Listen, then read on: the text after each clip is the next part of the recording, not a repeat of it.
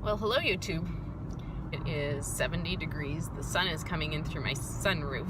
Last video I talked about why I dance, and I wanted to talk about why I teach dancing. Once we moved here, I restarted my business. So I started teaching in September. I taught before, but I'm new to Everett, and so I'm excited because things are rolling in. I'm having students and we're having a good time on the dance floor.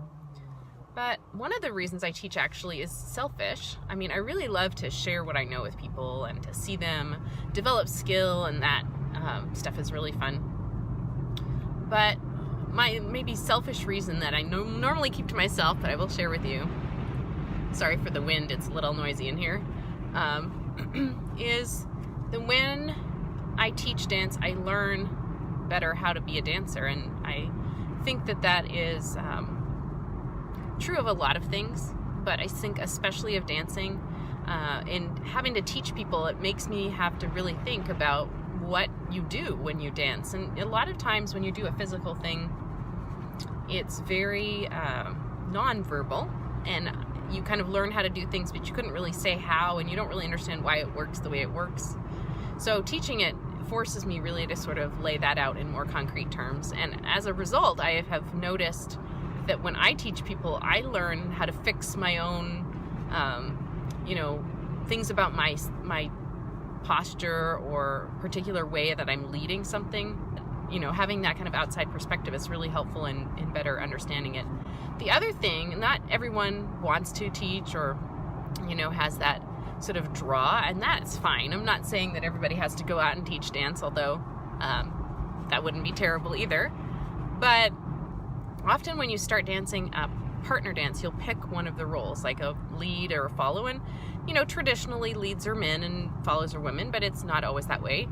More advanced dancers have the capacity to do both things.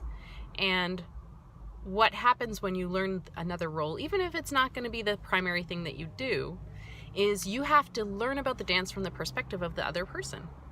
And it's actually not that dissimilar from a relationship, seeing someone else's point of view. Now, dance is obviously maybe lower stakes than a marriage or a business partnership or a work colleague relationship, but it is really helpful when you're trying to communicate with someone non-verbally and you put yourself in the role of the person that you would be trying to communicate with. It helps you to be a better communicator, to know, oh, this is what it feels like when someone does this to me, or when they do this thing I do or don't understand what's being asked of me.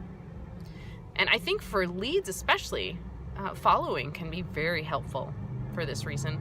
But I also think that follows should or can benefit from learning how to lead.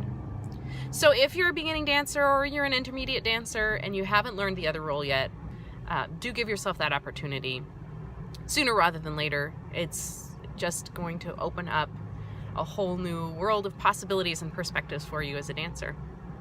So that's all I have to say from incredibly sunny, beautiful day in March in Everett, and I look forward to seeing you and dancing with you on the dance floor very soon.